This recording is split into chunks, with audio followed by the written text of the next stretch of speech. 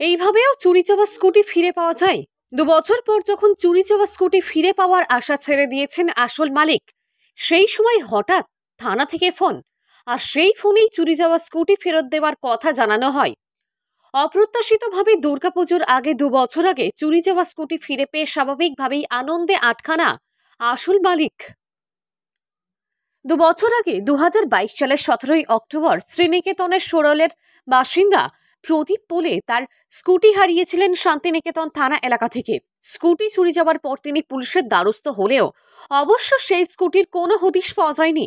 দেখতে দেখতে যখন সময় পেরিয়ে যাচ্ছে, স্বাভাবিকভাবেই প্রদীপ পোলে চুরি যাওয়া স্কুটি ফিরে পাওয়ার আশা যখন এক প্রকার ছেড়ে দিয়েছেন, তখন দুবরাজপুর থানার পুলিশ তদন্তে নেমে দুবরাজপুরের লক্ষ্মীনারায়ণপুর গ্রাম পঞ্চায়েতের ঘাটগোপালপুর গ্রাম থেকে দুজনকে গ্রেপ্তার করে। এরপর তাদের দীর্ঘ জিজ্ঞাসাবাদ করে ওই স্কুটি উদ্ধার করা হয়। স্কুটি উদ্ধারের পর আদালতের নিয়ম মেনে শুক্রবার প্রদীপ পোলের হাতে স্কুটিটি তুলে দেয় দুবরাজপুর থানার পুলিশ। আর এইভাবেও যে চুরি যাওয়া স্কুটি ফিরে পাওয়া যেতে পারে তা অকল্পনীয় হওয়ার কারণে প্রদীপ পোলে পুলিশকে ধন্যবাদ জানিয়েছেন। 2 বছর আগে ওই এরিয়া থেকে আমার একটা স্কুটি চুরি হয়ে যাওয়ার পর আজকের দিনে দুবরাজপুরের থানার অফিসাররা মিলে আমার গাড়িটাকে খুঁজে পাওয়ার পর আমাকে ইনফর্ম করেছিলেন। দেন আজকে আমি আমার স্কুটিটা বুঝিয়ে পেলাম।